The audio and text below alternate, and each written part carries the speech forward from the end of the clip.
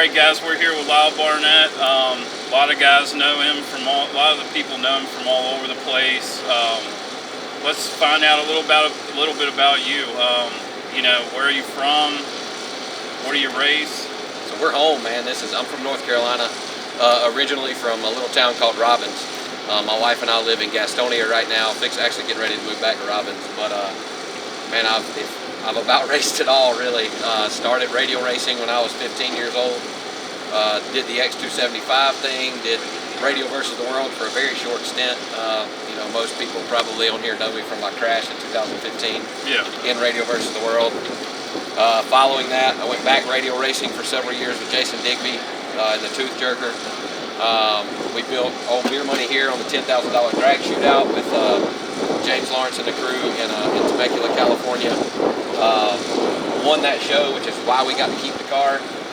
Decided no prep was the jam for this thing. Started no prep racing. Not long after that, I got into pro modified racing. I ran 2 years of NHRA pro modified.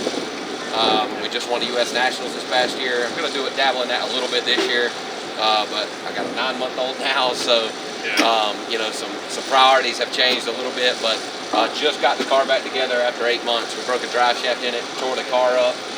Just took me a long time, a little longer to get back together with all I had going on between NHRA, my son, and just life in general. Took us 8 months to get it back together, but put it back together this week. Went to Mooresville Thursday night, made a pretty good lick, put it right back in the box, and we're here at Shadyside today for the cash day. So we're excited. How do you feel going in today, being straight off the trailer? This track's been really good to me. We've won a bunch here. I don't really care if I get to go off the trailer or not. It doesn't really matter to me. You know, I've got enough tune-ups. Fortunately, Pete Harrell, who tunes this thing and built the engine. Pete's got a notebook of tune-ups that we can about dial it in to go whatever we want to go. I got a pretty good idea after looking at the track of what I think this track can take today. And it's like I tell everybody, Shadyside is known as a pretty good racetrack as far as the surface is concerned, and it's really hard to make a good racetrack bad. They do the best they can scraping it, but by the end of today, the first 3 to 4 pair I think may struggle to get off the start line, but by the end of the day there's going to be some licks laid down out here, and I know what I think I've got to go to do it, and that's what's loaded in it. So I think it's going to be pretty fast. Now, what you know, I know you have a big history in racing. Who got you into it? So my dad and my grandfather drag raced before I was born. They did some bracket racing. You know, my dad's ran a bunch of Super Chevy stuff, and when I came along, they quit racing, and you know, I dabbled. I'll say I dabbled in some motocross stuff. I had a racing 4-wheeler, and I went to a couple of tracks and realized that I just didn't have the cojones to do that.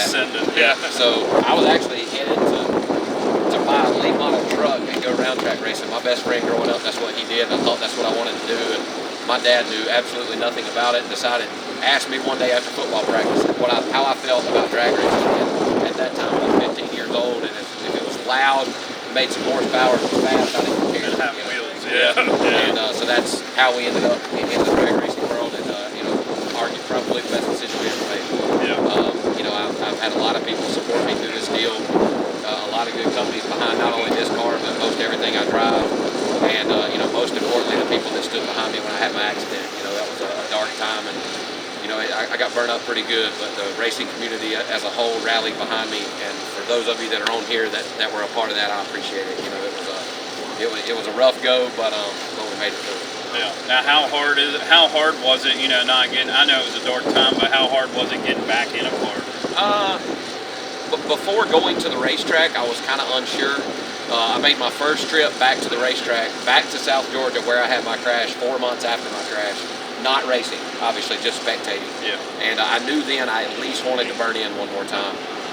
Drove a bracket car some in the middle of the summer that year. Went back to Darlington later that year, drove the Tooth Jerker for the first time, and I was hooked again.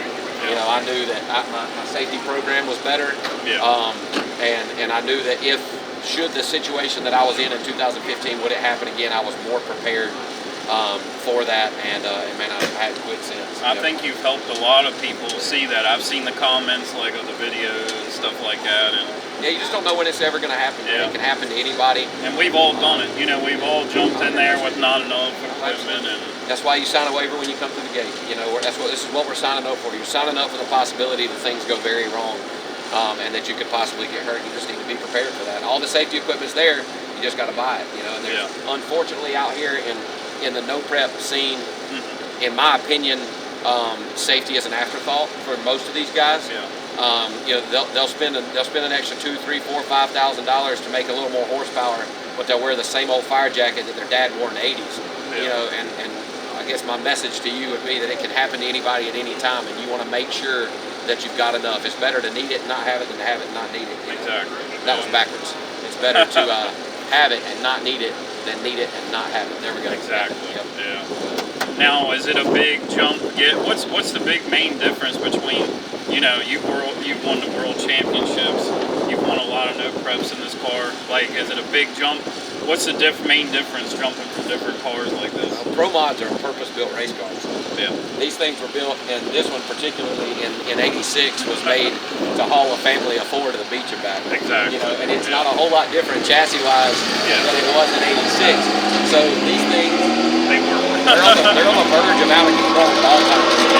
Pro mod cars, while they're also ran to the full potential and are on the verge of out of control, they are purpose-built race cars, and they're totally different feel. This thing, you know, if you watch an in-car video when I drive this thing, you've got a handful of steering wheel. In that Pro Mod, if I drove the Pro Mod the same way I did this, the Pro Mod would be on its lid. You can't drive it like that. But they're all different, man. I've been, you know, I went licensed in an A-fuel dragster back in November. Went 530 at 100, or excuse me, went 534, I think, at 278 miles an hour, you know. And like that thing, you've got this little bitty butterfly wheel, and you just barely move it. You know, they're all different. They all have their place, and they all take a different driving style.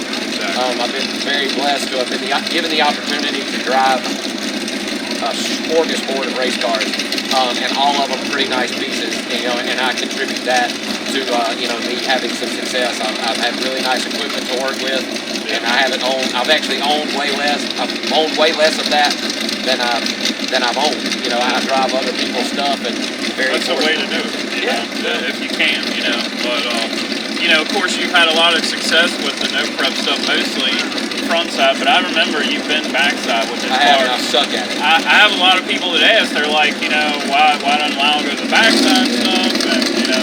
And I plan to, man. It's just, at least locally, you know, Bradshaw, the Denver crew up on the hill, there's some killers around here. And if you're going to go to the backside and be competitive, you've got to have your shit together. And I just don't on the backside, and I would tell anybody that. On the front side, I've got it figured out, and it takes 2 totally different setups to be competitive. I can go to the backside and get my ass kicked, you know, but I just don't have the time to switch it back and forth, you know. And so I am going to try to work towards a backside program. We've got some ideas that we're going to try. I've got some folks that are pretty successful on the backside that are going to be willing to come and help me try to figure it out. But I respect those guys a lot, man. They when it comes to running the backside, it takes a totally different setup, and there's some guys out there that have got it figured out, and I'm not one of them. So I'm gonna stick to my front side and stay in my lane for a little bit. Well, like the Team Denver guys, you know, they do a lot of both. So a lot of people don't, you know what it goes into switching these cars around. To be competitive, it's a lot. Now, like I said, you can switch back and forth if you just want to go have fun and run mid-pack. But if you want to be competitive in both, like this thing is really fast on the front, but it is a turd on the back. So you just got to decide what you have time, and are you willing to put in the work to do it? Now, what do you have planned now that you got it back together? We're going to race the thing as much as possible. And anything front side between now and probably July to August, I'm going to try to race this thing as much as I can.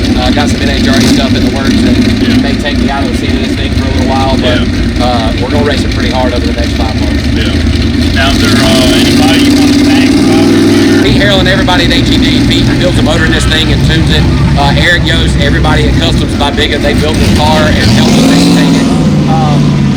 I'm not going to go through all the people that helped me on it because I will forget one and then I'll get murdered on the internet. But their stickers are on the car. Motion Raceworks obviously does a lot for me. Hansol, a new sponsor for me. Greg Slack Torque Converters for sure. TBM brakes, and all my engine parts. race-winning brands, Met Push Rod, T&D Machine, Poly EFI, Billet Atomizer Fuel Injectors.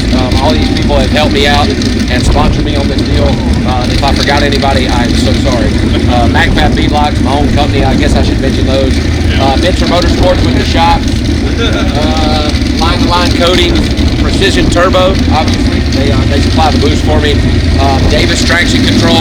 I ride that profiler up that road track every day. Well, that was another question. I know you were at Modern now, or for a while, doing the social media thing there and helping them out. So yeah, so my dad and I, we now run and own MacFab Beadlocks.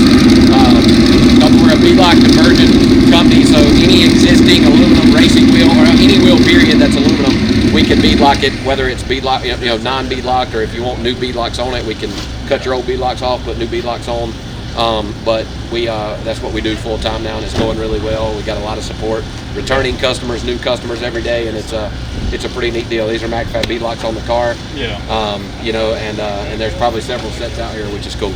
It's cool. I remember everybody going to like Georgia, taking wheels with them, and we still do. So that. I guess you all be doing that. That's cool. That's a cool program. But all right, man. Good luck today. Thanks, Ken. I appreciate it. Thanks, guys.